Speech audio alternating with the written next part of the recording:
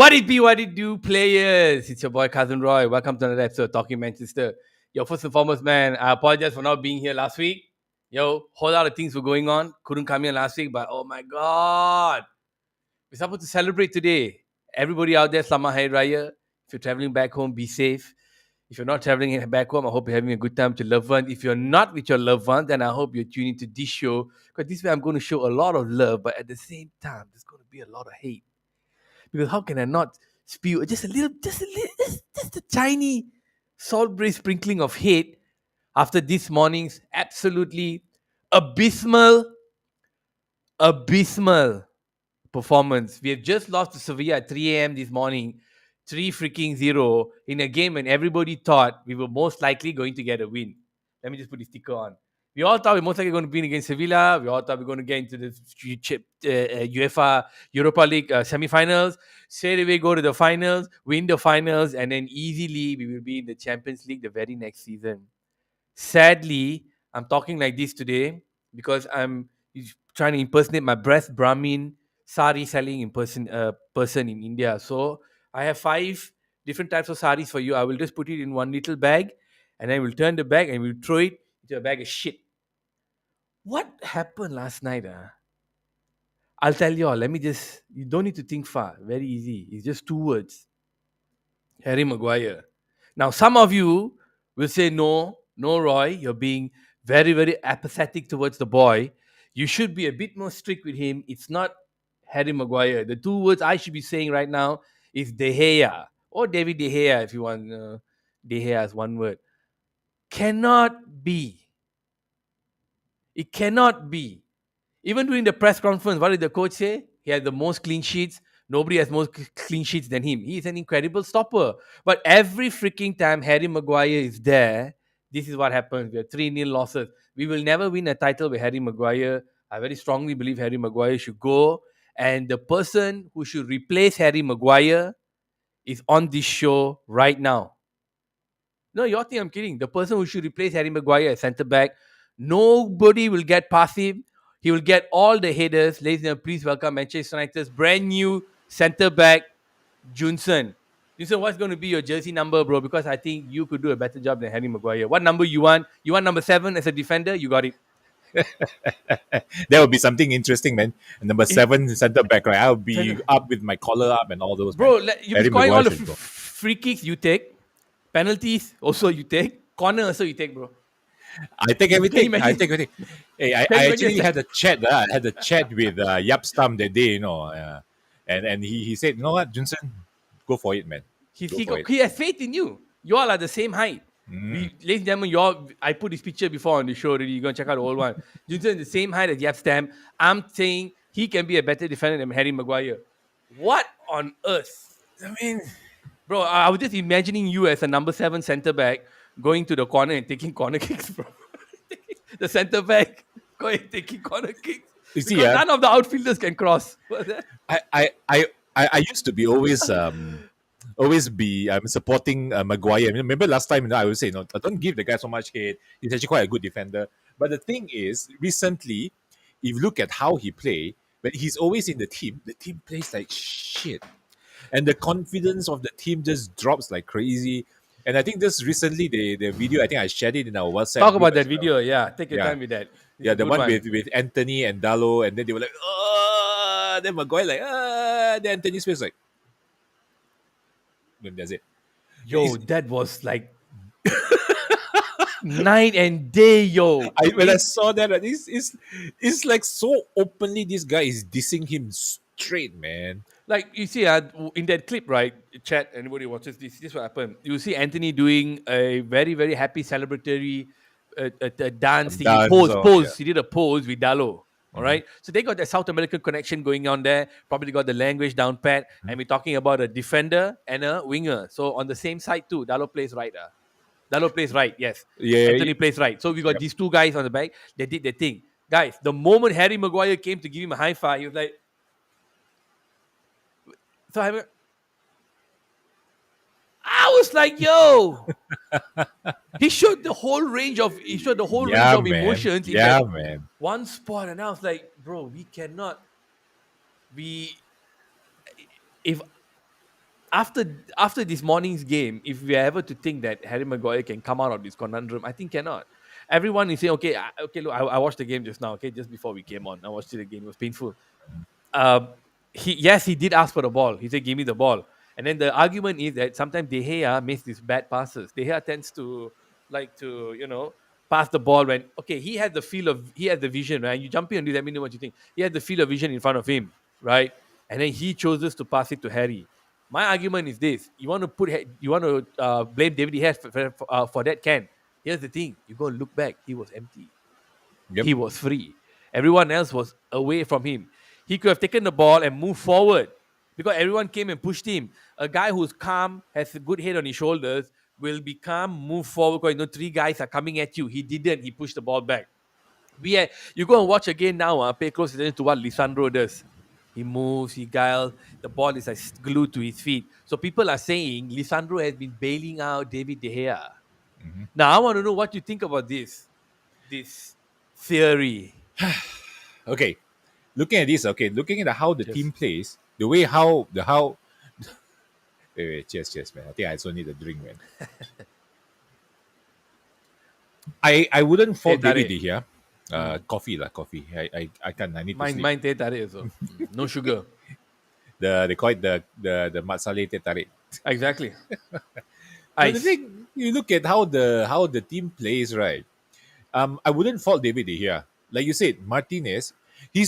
I mean, I wouldn't say he's bailing out because that's actually how a unit should work. We're supposed to help each other out, And if you look at it when Varane and Martinez plays in defense, there's always there's always a very good communication and understanding between the three. And if you look at every successful team, that trident, that tree is very important. The two centre backs and the goalkeeper. And you see, even our most glorious time, the years that we were winning so many things, it's always that three. You have Ronnie Johnson, Yapstam, Peter Schmeichel. Then you have Ferdinand Vidic and Van der Sar. Then now it's looking that you are forming a very strong understanding where we have Martinez, Varane, and then we have De Gea. Maguire, like exactly what you mentioned just now, he always liked to do those kind of passes. The statistics, when you look at it, right, the statistics shows that, Maguire do a lot of completed pass. But his completed pass is always to nowhere. It's either to one Bisaka or Dalo on the right, or he passes back to De Gea and De Gea have to whack the ball far up. And he doesn't do much, you see. And his ball control is bad. That's why if you notice, I think against Nottingham Forest, there's a lot of times they don't pass to him. He was like, Mm. "Ah." Then they just pass him. They would rather give the ball to one Bisaka, which everyone was complaining that he can't carry the ball. And he actually showed so much improvement this season, actually, especially this second half of the season. And now people are actually starting to have more confidence passing the ball to him.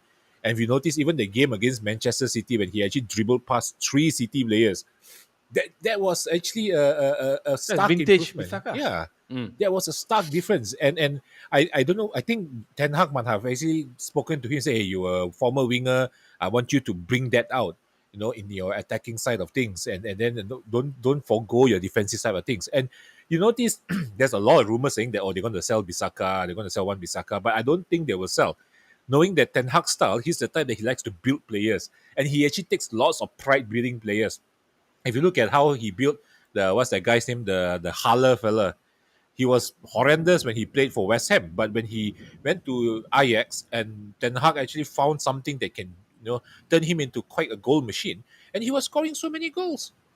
So if you look at it here, I think the problem here is mostly on Maguire, mostly because I think this guy has been there for so long as a captain and he wasn't performing well, but all the other coaches are choosing him and yet he still does not want to improve. So that shows something. Is it could be his mindset, or it could be just his style of play doesn't suit United anymore. I think like it's I want to I I like to put it as a mental block with this guy that he's just unable to overcome. And when you shared that clip, I was looking at the clip with Anthony. I was thinking, the that means the dressing room is not 100% united. We're not.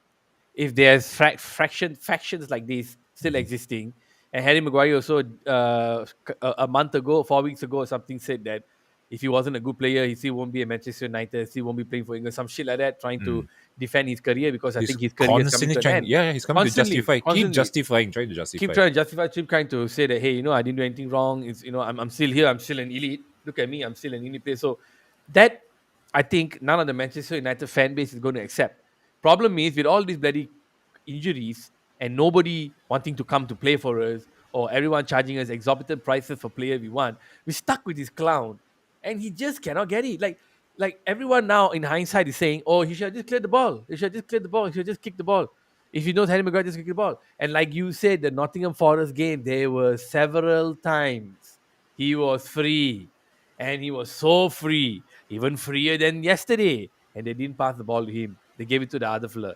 Because they knew against Forest, they want the ball to attack, right? And they say, no need for Harry Maguire to get the ball and look good. Let the wingers take the ball, run Useless. it. It's waste of Useless. time. Yeah, Waste of waste of time. time. Let the wingers take the ball and then bring it out. We need goals. We need 3 goals, to assure we get the win. So finally we got 2. You know what I mean? So I was like, hey, you don't want to pass the ball this first so you can show up? Fuck him. Because look at this. Freaking Sevilla, 8 minute. What kind of cocoa mistake is this, man? Huh? Horrible. And every time, you said it before, so like David De Gea, once he's down, whole match will be down. Very hard for him to come up. He needs good defenders in front of him. How do you have good defenders in front of you when you're trying to come up? When you're just letting the goal in the 8 minute when you get Harry Maguire? And I don't understand why De Gea, seeing the Maguire so iffy, didn't kick the ball away. You think he should have kicked the ball away? I know you already answered it, but I just want to check. He should actually. I feel. I felt the better option was to pass to Lindelof, because Lindelof, um, in a way, there's a lot of times he actually do a lot of I would say those crossfield passes from the back, and it was quite successful. And I don't understand what's the tactical move in that way where they have Maguire standing at the back. Maybe because they're just worried that Maguire will create a big space behind and then he have to come out and clear. Which I think the third goal is because of that. Oh, you guys were high up and then, okay, yeah. Because De Gea just don't trust Maguire anymore. You can see it's so obvious. It's so obvious. Even every game that Maguire plays, you see after the game, he most of the teammates that is there for a while, like De Gea is one of them, Shaw is one of them. They it's like the lion a bit like Maguire's like, okay, hey, okay, high five, high five, high five. We won the game, okay, fine. We didn't lose, he didn't make any screw up, he didn't make any shitty mistake. But you can see there's a difference when Bruno comes to the place, like, oh, what's up? You realize the mood is totally different. So we know that's why I think I mentioned also, it's a dysfunctional leadership already. This guy is there just because of the title only. It's just like when you go into an organization, this guy has been chosen as a manager, but the entire team does not want to listen to this guy. But because he's already elected as a manager, they can't bring him down and things like that. Maybe that's part of the contract or some shit like that. I don't know. But they can't bring him down. The It's only so, way, yeah, the only way is to sell him, or he himself say, you know what, I will give it to Bruno, I will give it to Casemiro or whoever. yeah. The fact that he's still taking, okay, Eric Ten Hag saying, okay, doesn't matter, we don't rock the boat too much, he's still going to be second captain. First captain is always Bruno, second captain is Harry Maguire, third captain is De Gea, if I'm not mistaken.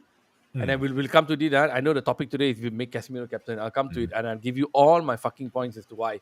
So this, I'm thinking, you got a must-win game, right? You have Bruno there who's playing. You have other players, whatever, and you have De Gea over there. Lindelof is not the best passer of the ball. I hardly see him passing the ball anywhere. He's just doing a lot of clearing these days, right? Why the frick heaven are we still going with freaking Harry Maguire as captain? When it comes to the crunch games, he has not proven himself to be the reliable guy in the past 2 years. It's like how we always shit on Scott McTominay. We have to come to a point where we say Scott McTominay has been here 5 to 6 good years, still hasn't nailed down his spot. That's why for me, not elite. Rashford finally showing some elite level, finally, but still not there for me. So this team is still really a work in progress. Way back when we first started the season, I remember I said, top 4, no freaking way. Give me number 6. Let's go UEFA. Then we got buoyed by the way by the way we play. We said, let's go well. But then now you look at this game yesterday, and the one thing we need to tell ourselves is this: just look at the other teams in the Premier League who are still in European Championship. Look at City, easily can find a replacement, no Yep. problem. Arsenal coming there, they're still not there. they still look like kind of iffy. Like you wouldn't bet the house on Arsenal winning the league. Like last year, at a certain point, you could bet your house City would win the league. Arsenal, you still can't put there. Where are we? Oh, it looks nice. We're third place. Oh, wow. Oh, we're third place now. Bollocks. It's Newcastle playing like crap nuggets. I don't know what happened. I don't know what happened. Newcastle over there suddenly, bro, playing. We are all of a sudden in third place. I Mm-hmm. am not happy one bit because I don't want to have this kind of mediocre football for the next 5 years. So I want to close this and say conclusively, and I'll thank you all for tuning in. Conclusively, that I think Harry Maguire has seen his last days in Manchester United after this morning's performance. That means not Agreed. before, not when Eric Ten Hag came in and we had new ways to play, new energy, all these strikers came, whatever bullshit. Now, I think based on this morning's performance, we are going to see the last of Harry Maguire. I don't have a problem right now with him going to Chelsea. Chelsea are playing so shit. If Chelsea want to take him, and He will look good lah after it will that. look good. If Spurs want to go in for him, Daniel Levy wants to put his lipstick on this boy, you Mhm. go ahead. Please take him and Lindelof out of the club. Please keep Aaron Wan-Bissaka there and find whoever the hell else lah. Please lah. Get some young kids or something, with some energy, willing to put his body on the line like Ganacho. Mhm. Because bro, I think we have to see the end of Harry Maguire. All right. So Yes, Harry I Maguire fully agree. and I forgot to touch on the top four. Do we think that our top four chances are now affected because of all these injuries? So, I mean, look, man, let me go first. I know you go first, man. The top four chances, all the injuries, huh? Garnacho is not back yet. Okay, fuck it. You know who's out. You know who's out. Only Ericsson is back. Go ahead. I mean, Rashford came back yesterday, so that's actually a plus point. Shocking. Um, yeah, but I said, well, he he, came. but he Because didn't no play one, well. Lah. I mentioned it in the group, I was like, oh, okay. Then We were very very quiet. Everyone all was very gave quiet. up. Yeah. All gave up. All gave up. The thing is, we have a very strong midfield and attack now. Most of our players are back. Casemiro is back from suspension, and then Ericsson is back from injury, and then Ganacho. I think he shared just like 2 days ago that he's back in his boots, starting to train. So I mean, that's good news for us. I mean, I got no issues with our attacking and our midfield and so on. But the biggest problem now is Martinez is out for the whole season with his the metatarsal bone. Varane is being Varane is injured again, and now we are relying back on our old defensive partnership of Lindelof and Maguire, something that has been given lots of concern and lots of loss of confidence. And I really don't know what can we do. I'm hoping that Malacia comes back and Shaw comes back and Shaw can take over Maguire's position and play in the centre back, because I would rather see Shaw and Lindelof compared to Maguire and Lindelof, because that partnership just does not work anymore. It, Actually, that probably should be the case from now. I think if Maggie doesn't have good confidence and all that, I don't think we should be playing him. Maybe if Shaw comes back. Shaw's horrible. got speed, Yeah. Shaw can cover, he can tackle. And Shaw is tall. Shaw's That's a tall. cool, interesting thing. Yeah. He can handle the ball at his feet. He can Yes. cross. So Yes. perhaps he could do a better, There's he so could do many better. times, right? This season, actually, we played Shaw in centre back, Yeah, yeah. and Maguire's on the I thought he bench. did And well. yeah, yeah, he did. I thought those good thing you brought that up. I forgot about that. Hmm. It's nice to see Shaw be able to finish the center back play because Eric Ten Hag is telling him, bro, you can do it. Yep. Young man, get in there, put your ass on the line, go He got the ahead, be speed. He got the silly. You got the speed, physicality. your physicality, you can Yeah, jump, he you can can play. cross, you can And now he play. just have to improve his game reading. I think so far this season his game reading has improved way more. He looks more confident. He looks more fitter, and he seems to be quite steady in center of defense. And because I think he's playing that last time we played that the 5-3-2 tactic, the one with the five Mm, defender, and he was one of the third defender, the mm. third center back.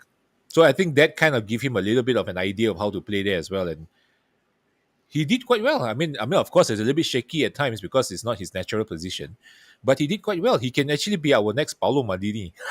I think Shaw at centre back would be akin to how Pep said, like Mascherano, I don't need him in the midfield because I got Xavi and Yep. Iniesta. I can't put Busquets, I can't put his Busquets, I can't put his boy Yeah. anywhere.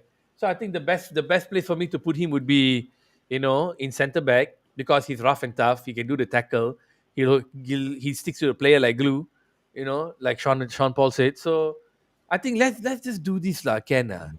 Can we not keep relying on Maguire in the big games? The boy is so iffy. He makes everyone unconfident. Mhm. Everyone is so nervous when he's on the pitch. You cannot rely on him. Time for him to get in the fuck out, man. Yeah, Last man. week we said we love how Ten Hag can experiment. Now even Shaw, but not McG. So it would seem. Shaw injured, right? That's why. Sad set of affairs. All right. Moving on to the next topic. Very important. On the 20-minute mark, which is 21, 30, well, it was 21, 23 just now, which means this show is going to be alive for 100 years. Yes. Now, I just went to the quantum space and came back. So a little bit of energy is there. And with that energy, apparently, this is today is the exact 1 year anniversary of us celebrating Ten Hag being in the club. Signing for the Perfect club. signing for the club. Perfect Yeah. 1 year. So April Mhm. 21, we did a show last year celebrating Eric Ten Hag. So Eric Ten Hag, happy birthday. Congratulations. Holy crap nuggets. Happy Manchester birthday. Happy Manchester birthday. I had no idea this fellow would come in and do a number like this and clean Yeah, up the man. club in this Yeah, man. way. The shambles and shambolic state that we were in before him came in, when Ralph Rangnick was there, was unfucking believable. I even right now, if you wanna ask me, Roy, put your who is your player of the season? I tell you right now, it's Lisandro Martinez. Many are going with Casemiro, many even go with Ericsson. Not wrong. The diehards might even go with Rashford. Again, not wrong. The analysts, deep thinkers will go with De Gea. Not wrong. The normal football fellas will go Casemiro, like I said. But I cannot forget till today, because it hurt me so much, how shitty our defense was just about 18 months ago. Yep. Every time playing, whichever guy comes in, I'm not sure how he's going to play. Teles, swapping Teles in and out. Tuanzebe came, played 1, 2 games. And then Dalo never got a game. Wan Bissaka playing all the games. Lindelof being paired in the middle, then change. Oh my God. Nobody was defending properly. Nobody is tracking back. Bruno Fernandes also wasn't playing well. Hard for me to forget those days, which is why even till right now, when the season ends next month, I'm putting Lisandro Martinez as our buy of the season. I agree with you. So Yesterday Eric, was so obvious. it was so obvious. So Eric Ten Hag coming in, man, I don't know how you did it, brother, but we got to celebrate this homie lah. I mean, seriously, the day we win the league, Junse and I will shave our heads ball. I will. You hear it live, man. Sorry, Jason 11 Hag, Roy 12 Hag. We will change our legal name and put Hag at the end if this fellow wins the league next season. I don't think he's going to win the next season, because I think the top four also right now, I'm not going to be too confident, although it seems most likely that we might clinch the third spot. Cannot say. This running towards the end of the season with all these matches against the relegation teams, this is where I think our metal is going to be tested. And Yep. if you're trying to go and test Harry Maguire's metal, it will just crumble. We're just totally fucked. It will Okay, just fall down to the ground like the Easter just Island heads. royally fucked. There's going to be no way we're going to finish in top four. That Mhm. other fella, Newcastle, will finish third, and fourth will be Spurs. It depends who Spurs signs lah. No, I mean this season. Who Yeah, they no, signed? I What do you don't. mean? I mean, it's in this season. This season, Yeah, I don't yeah. think so. If Spurs will if make it. if we mess up, We are gonna be. It's gonna be like that season where we got second. We got lucky. oh, okay, because everyone else was screwing up. Yeah, a Yep. lot of injuries. So Because anyway, the rest is uh, playing like shit. yeah, So we ride the wave lah. We are the like what Luke Shaw said, the shiniest of the shit. yeah. So if that happens, good for us. Now, moving on. Excuse me. Let's talk about this. The reason why I wanted to bring this up today was Mhm. having watched the past few matches. Um, I still have a problem with Bruno Fernandes and his flatulence. Mhm. Hey, what am I saying? Flatulence. Flatulence is his farts. Oh my god! I'm upset. I'm upset with Bruno Fernandes and his farts and his flatulence. And it's my sixth or seventh day in a row working. Give me a break. and I'm working tomorrow as well. Fuck I, me. I think that's a good God good damn. one. Holy shit. Bruno Fernandes and his petulance, I know, can get annoying. It Mm-hmm. came to light again yesterday. Everyone is talking about the arms race and the frustrations and all that. So here's a thought. Here's a thought. Many of us love Casemiro. Anybody who doesn't love Casemiro is an idiot. I'll give you a tight slap. There's nothing not to like. Everything is there to like. Casemiro is here. He has tons and tons of titles. He has gone on the podium many times, played with world class players, and played against world class teams. He's a hater of Barcelona like me. He's a loyal fella. He's a Mm-hmm. babyface killer. And he seems to have command. He seems to have a presence. He seems to have certain, Look at some, that, man. he has that, passion. Look at this. He has that passion. So we have been talking a lot about who in the club should be our captain, who should be the one who is a permanent captain holding the armband, who should be the one who, be the guy who everyone should follow, the guy who leads them out of the tunnel, the guy who can bring them up when they're down. So of course we always go to Roy Keane, and the older people, a generation before us, we go to Brian Robson. Mm-hmm. Nobody has come after Roy Keane where any one of us has said today, this MF, all right, this MF, how do I, this reverse camera, man. The other way. Okay. How we have no MFs that has come since who we have said that's a good captain. Yep. Hey Roy, but he had good leadership qualities. No, when when Evra held the thing, what? Rio Ferdinand took the armband for a while. Van der Sar wear the armband for a while. Vidic wore it sometimes. Evra wore it many times. Mm-hmm. Who the fuck in midfield and front? Well, Rooney wore it a lot, but that's where the buck ended.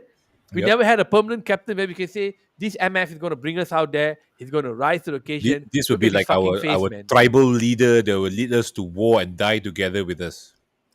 So We now need that. I want to ask all those tuning in who even watch this later. I want to ask, don't you guys think it's about high fucking time, all right, that we make this guy our captain? I mean, we, you see, the thing about Bruno is right. He's a leader and all that shit. He's a leader. He does all his thing. He he's passionate. He loves football and he's disciplined. Right? People like talking to him. He talks well. But why? But how do I put this in words? There are still some factions who don't like him as a complete captain. He Mm-hmm. still shows childishness.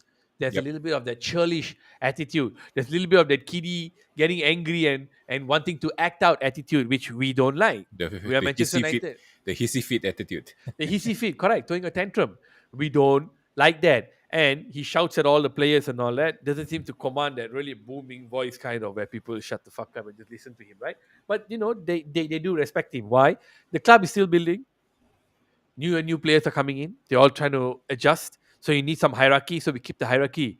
But perhaps it's really high time where we start thinking and we start saying that, yo, we got this gem with us.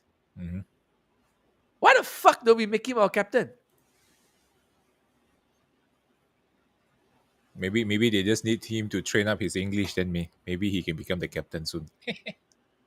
Yo, if he can pick up on that English and start articulating like Dalo, man, I'll be so I freaking think that's happy. another reason why they chose Bruno is because he's able to speak all the languages of his teammates. He can speak Italian, he can speak Portuguese, he can speak a bit of Spanish, and Mm. he can speak English. And he speaks English. I wouldn't say as good as Dalo, but He's good. decent lah, He's decent good. lah. English is good. Mhm. He won't have a problem getting Mhm. around. So if language is one of the barriers, okay, we'll try Mhm. to overcome that. I think as far as leadership goes, the only person who might have a problem with this is Bruno. But if Bruno is really a team player, he'd be like, "Yo, I'm down. I just want to win titles. Yep. I'm here 4 fucking years. I haven't won anything. No way, Bruno is a money guy. Go Mhm. ahead.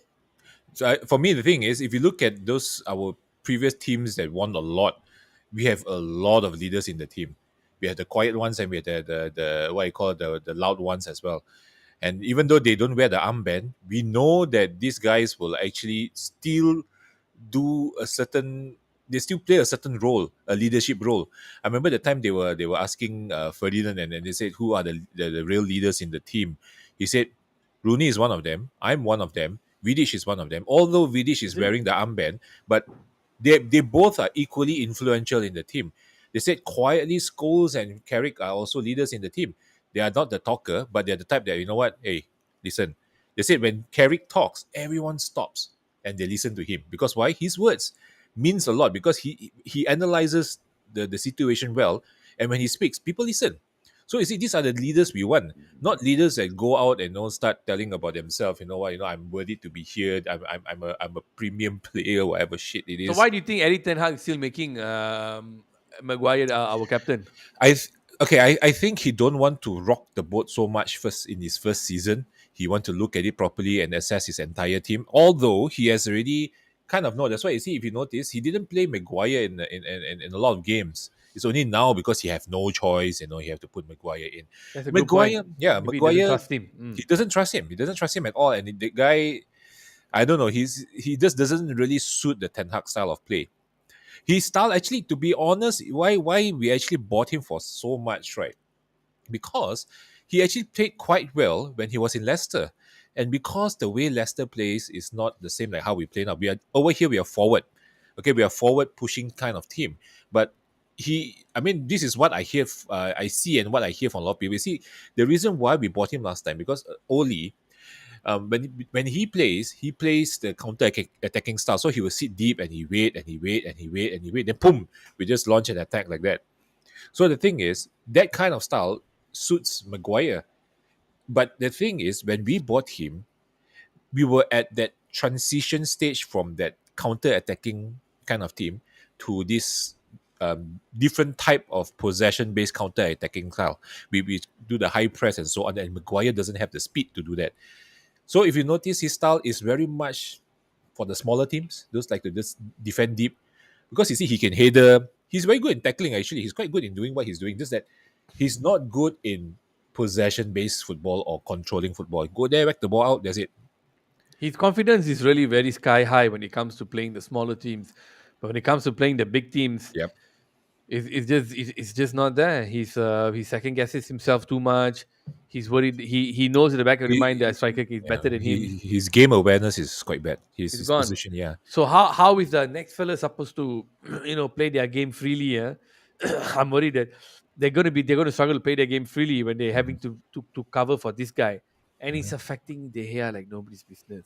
Exactly. If How many more chances are we giving? Like I feel like with this new wave and getting new players and new coach and all this shit coming in, I just want to get rid of the Bobo deadweights, man. All these Yep. fellas are Yep. fucking Bobo anjing, putangina, just useless shit.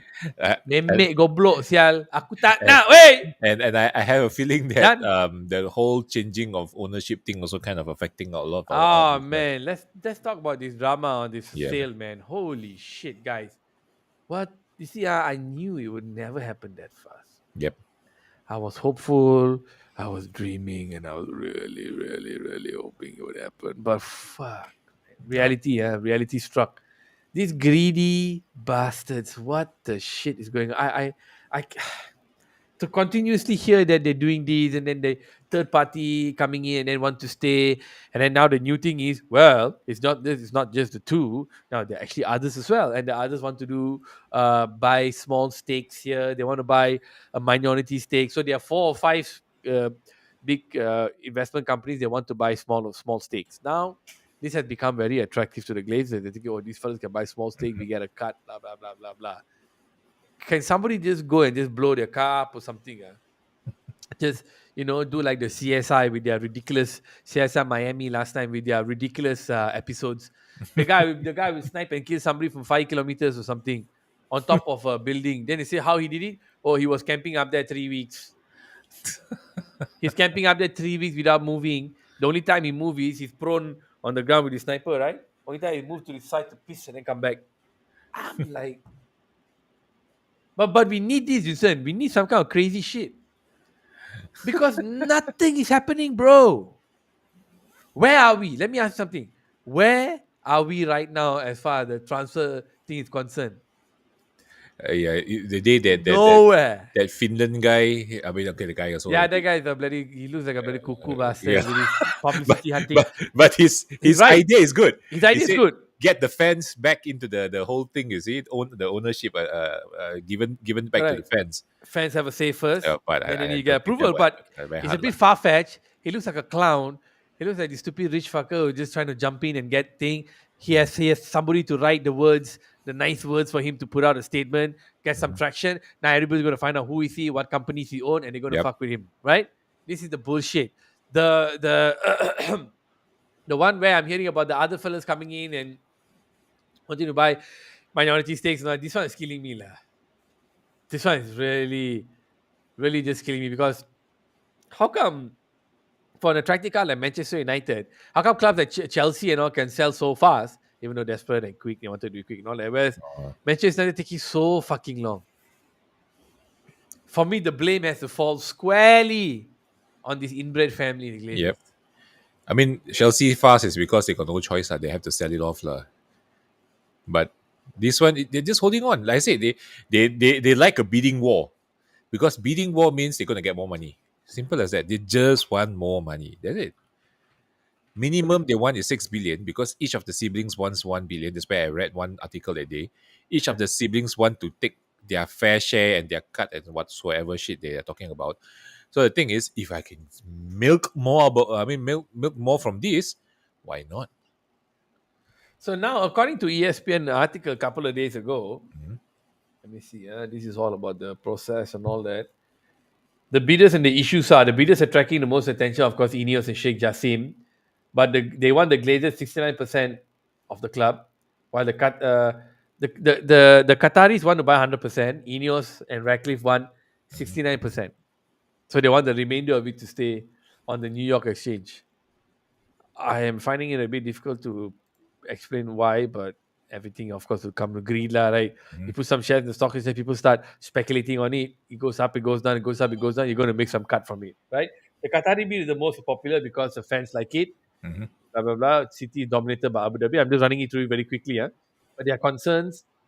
Very little is known about Sheikh Jassim. I don't care. Mhm. And his personal wealth, I don't care.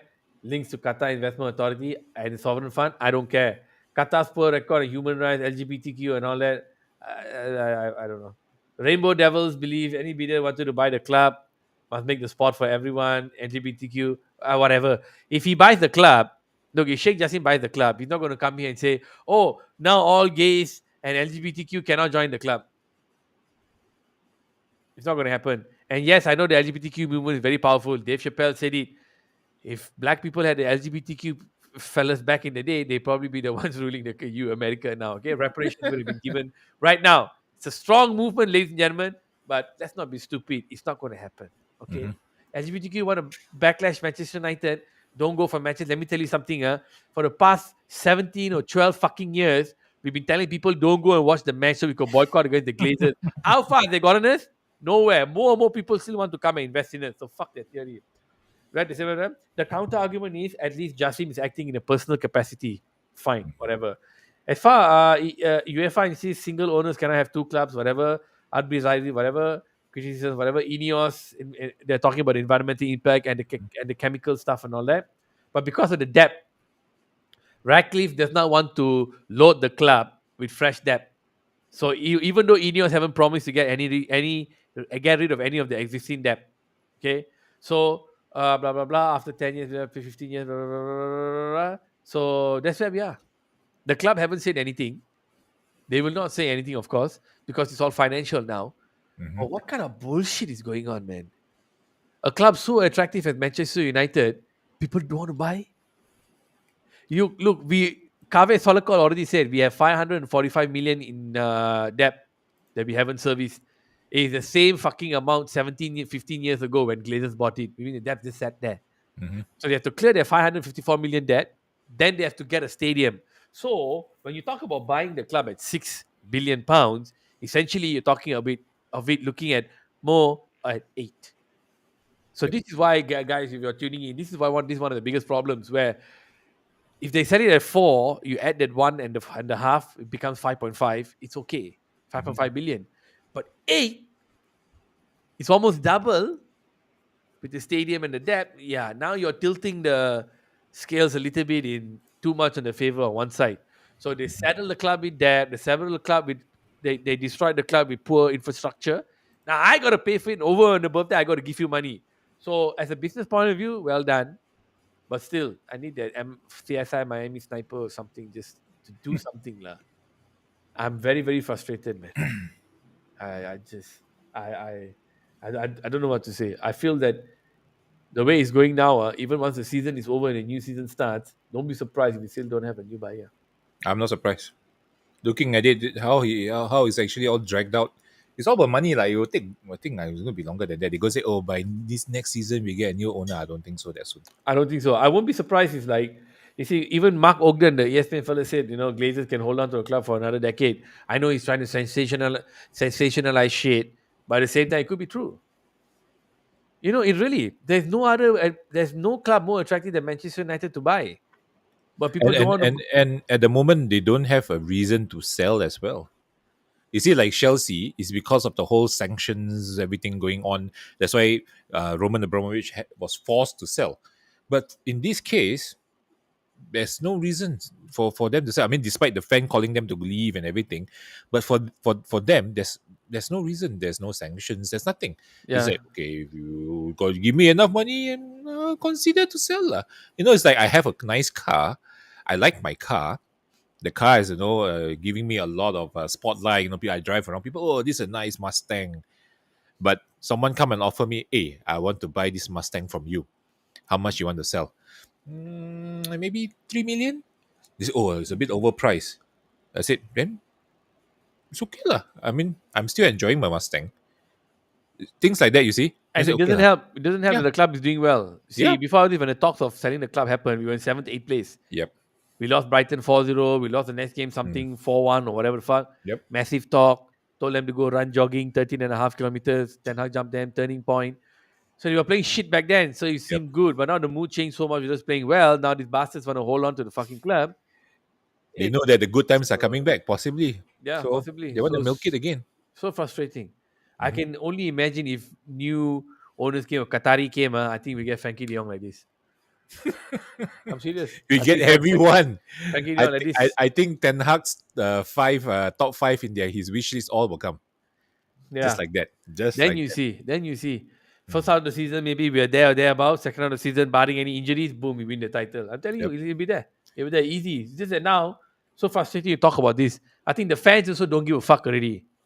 I stopped Nobody following the really news. following me, so I just brought it up because Then when I haven't done a show in two only weeks. they did that attention grabbing Finland guy Yeah, came out. yeah, They're like, oh, interesting. Fans become the stakeholders, but he pulled out. So I said, okay, fine, another nonsense. Okay, yeah. done. That was the same thing. What's the guy? Other one. That don't want to call a fellow Dunderhead. Oh, Michael Knightley. Knighton. Michael Knighton also Yeah, said those he's words. It's almost a copy and paste. What this stupid Finnish dumb poof. It looks like a fucking poof, man. LGBTQ don't come and hate me, huh? yeah. Okay, I love all. So anyway, I think we've come to it. Mhm. The game yesterday was terrible. I don't want to talk about it. I really don't give a shit. Yep. Played badly. Defense is crock. Got 4 5 fellas, main fellas were injured. It's not going to happen. I think we should really keep Werner Bisaka. I really don't want to hear any fucking talk about us buying a right back. I like that right back is lights out. Because I think we have two solid right backs right now. We just need one Mhm. more extra. Take the kids. I really don't want to fucking hear it. I want to hear us go very, very headstrong into two centre backs. Mhm. And please lah, get us a striker. Any last words, bro? Yeah, I agree with you. Two centre backs and one striker, and let's hope that next season we will be better. So now we got a FA Cup semi-final to look forward to. Ladies and gentlemen, please tune into this channel here. Not Most really. likely we will do. Oh, we lost. What happened? Huh? No, no, no, I'm not. I mean, I'm not really looking forward with the FA Cup with this defense, man. Let me see. Let me check again. I forgot the date. Hold up, guys. So we have a semi-final against Brighton on Brighton. this Sunday, 23rd April at 11:30.